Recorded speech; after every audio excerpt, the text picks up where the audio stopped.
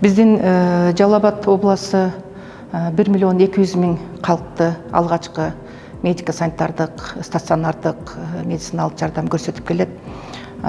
Иштеп аткан медицина кызматкерлерибиздин саны врачтарыбыз 1600, ал эми медсестраларыбыз, орто медицина кызматкерлерибиз 6150 болуп атат. Айта кетчү нерсе, ушул жылдын жыйынтыгында биз жакшы жыйынтыктар менен чыктык деп айтсам болот.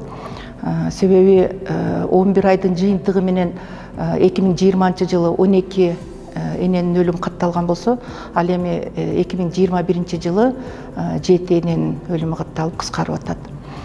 Ошол эле мезгилде ымыркайлардын өлүмү дагы 2020 жылы 355 болуп 13,4 көрсөткүч болсо, ал эми 2021 жылы 378 болуп 13,9, 0,5 промиллге гана өсүп атат да.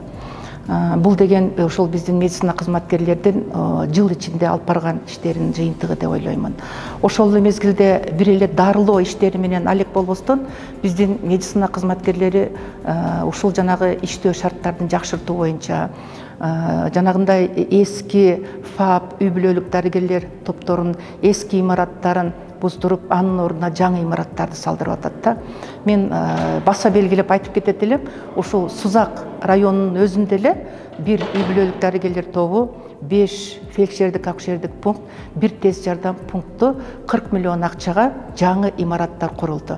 Булардын баары тең ушул сырткы спонсорлордун эсебинен болду да.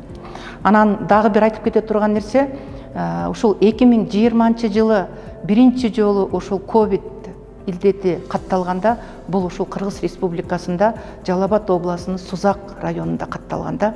Анан эми менин дагы бир сыймыктана турган жерим, ошол оору бизге сырттан келип, белгисиз оору болсо дагы, бир дагы медицина кызматкерди халатын чечип, жок мен бул оорудан корком, мен иштебейм деген бир да кызматкер катталган эмес да.